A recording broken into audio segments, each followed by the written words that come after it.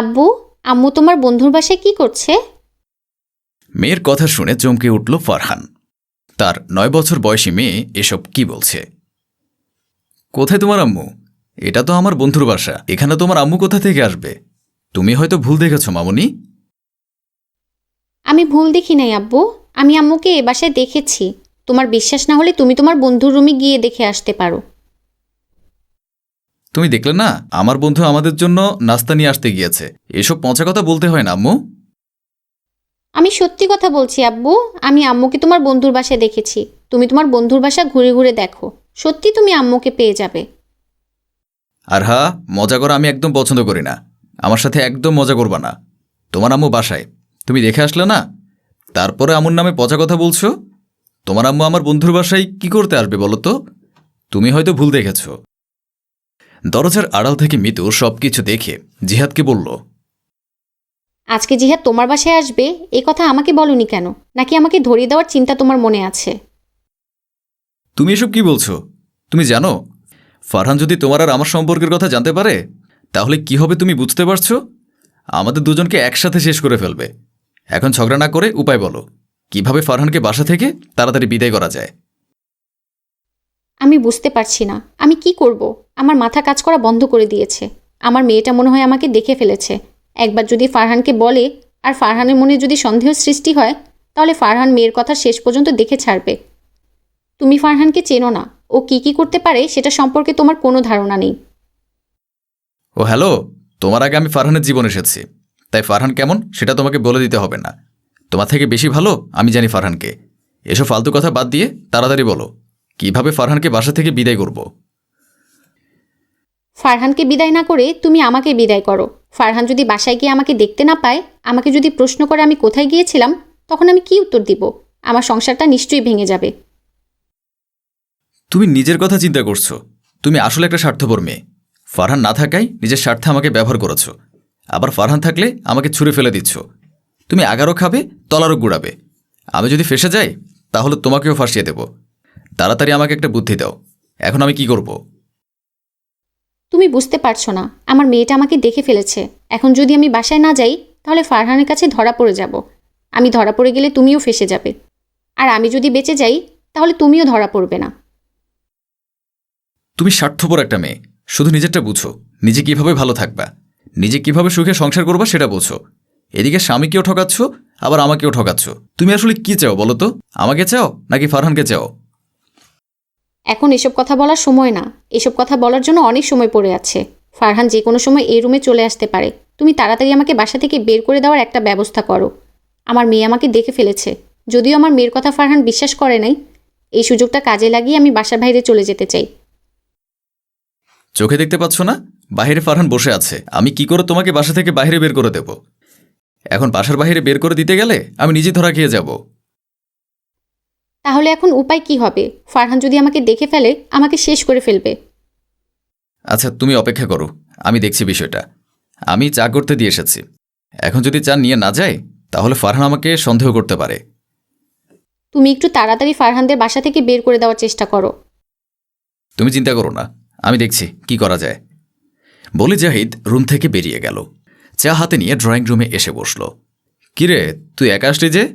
ভাবিকে সাথে করে নিয়ে আসতে পারলি না? না রে, তোর ভাবি আসলো না, তাই তো আমার মেয়েকে সাথে করে নিয়ে এসেছি। বেশিক্ষণ থাকতে পারবো না রে, আমাকেই বাসে যেতে হবে। তোর ভাবি একা একা বাসায় থাকে, ওর মন খারাপ হবে। তুই রাগারাগি করবি বলে আজকে তোর বাসে এসেছি। এসেছিস ভালো করেছিস, আমি খুশিও হয়েছি। দুপুরে না খেয়ে কিন্তু যেতে পারবি না। আচ্ছা দুপুরে খেয়ে যাব। আজকে তোর বাসায় কাজের লোক আসে নাই?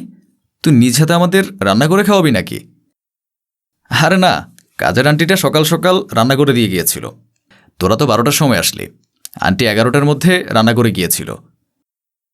আমরা 9টার সময় বাসা থেকে বের হয়েছি, দুই বাবা ও মেয়ে একসাথে ঘুরেছি, খাওয়া দাওয়া করেছি। তোদের বাসায় আসার সময় জ্যামে পড়েছিলাম, সেখানে একটু দেরি হয়েছে, তাই আসতে এত দেরি হয়ে গেল। তোদের আমি খাবার খেতে দেই। হ্যাঁ, আমাদের তুই খেতে দিয়ে দে, আমাদের বাসায় যেতে হবে। খাবার খেতে গিয়ে রান্নাটা চেনা চেনা ঠেকল ফারহানের। ফারহান খাবার না খেয়ে খাবার নেড়েচেড়ে দেখছে। তা দেখে জাহিদ বলে উঠল, কিরে খাবার খাচ্ছিস না কেন? খাবার কি খুব খারাপ হয়েছে? না রে, রান্নার স্বাদটা কেমন চেনা চেনা লাগছে। মনে হচ্ছে এর আগেও আমি এই রান্না খেয়েছি। বলিস কি, কোথায় খেয়েছিস তুই? আমি ভুল না হলে এই একই রান্না তোর ভাবিও রান্না করে। তোর ভাবির হাতের রান্নার আর এই রান্নার স্বাদ একই রকম। দুজন মানুষের রান্না কিভাবে একরকম হতে পারে?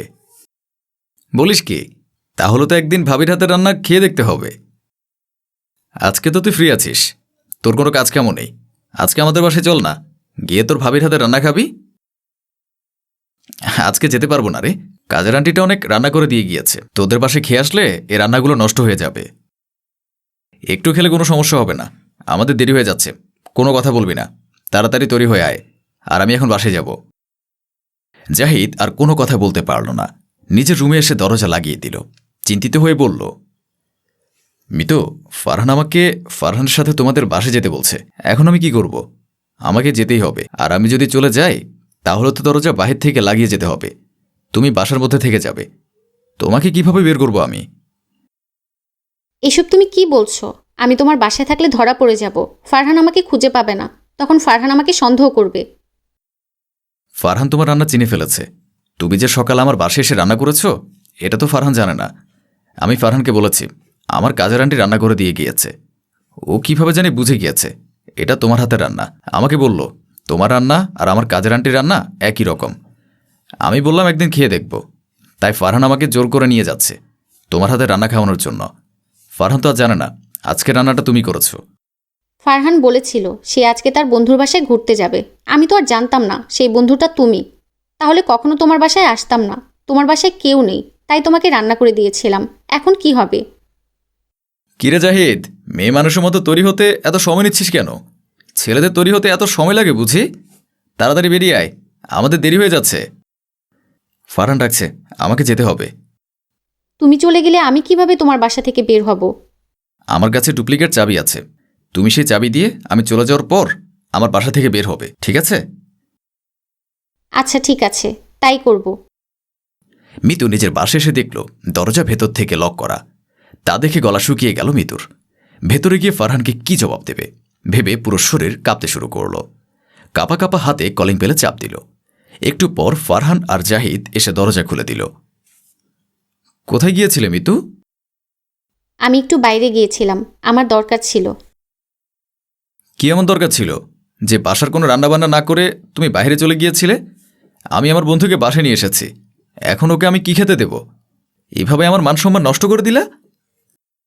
তুমি চিন্তা করো না, আমি এখনই রান্না বসিয়ে দিচ্ছি। কিছুক্ষণের মধ্যেই সব রান্না হয়ে যাবে।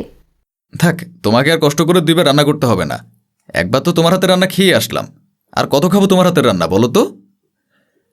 ফারহানের কথা শুনে মিতু চমকে উঠল। চমকে উঠে বলল, এসব তুমি কি বলছো? আমার হাতে রান্না খেয়ে এসেছো মানে? মিতুর কথা শুনে জাহিদ আর ফারহান দুজনেই হেসে উঠল। জাহিদ আর ফারহানকে হাসতে দেখে মিতু ভ্রু কুঁচকে তাকালো। দুজনকে উদ্দেশ্য করেই বলল, তোমরা দুজনে এভাবে হাসছো কেন? থাক, তোকে আর কষ্ট করে অভিনয় করতে হবে না। তুই যে জাহিদের সাথে সম্পর্কে জড়িয়েছিস সেটা আমি অনেক আগে থেকে জেনে গিয়েছিলাম। শুধু আজকে তোকে হাতে নাতে ধরতে গিয়েছিলাম, সেটা আমার মেয়ে দেখতে পেয়েছিল। আর শুধু জাহিদ না, তুই এর আগেও অনেক ছেলের সাথে সম্পর্কে গিয়েছিলি। আমি যখন ওই বাসে থাকতাম না, তুই তার সুযোগই নিতি। জাহিদ অনেকবার তোকে অনেক ছেলের সাথে দেখেছে, আমাকে বলেছিল। আমি জাহিদের কথা বিশ্বাস করি নাই, তাই জাহিদকে দিয়ে তোকে পরীক্ষা করে দেখছিলাম। এখন দেখি জাহিদের কথাই সত্যি হয়ে গেল। তুই এত বড় বিশ্বাসঘাতক! আগে জানলে তোকে গলা চেপে মেরে ফেলতাম। তুই একবার আমার বাসা থেকে বের হয়ে গিয়েছিস। আমার বাসায় তোকে আর প্রবেশ করতে হবে না। আমার বাসায় তোর কোনো জায়গা নেই। আমার মুখের সামনে থেকে দূর হয়ে যা। এসব তুমি কি বলছো? আমার ভুল হয়ে গেছে, তুমি আমাকে মাফ করে দাও। বাচ্চাটার কথা ভেবে হলেও আমাকে শেষ একটা সুযোগ দাও। আমি তোমাকে কথা দিচ্ছি আর কখনো এমন করব না। ফারহান মিতুর কোনো কথা শুনল না, ধাক্কা দিয়ে মিতুকে বাসা থেকে বের করে দিল। মিতুর মুখের উপরে দরজা লাগিয়ে দিয়ে বাচ্চাটার মুখের দিকে তাকিয়ে একটা দীর্ঘশ্বাস ছাড়ল। মিতু একটা স্বামী পেয়ে যাবে, আর ফারহান পেয়ে যাবে আরেকটা বউ। মাঝখান থেকে বাচ্চাটার জীবনটা নষ্ট হয়ে গেল।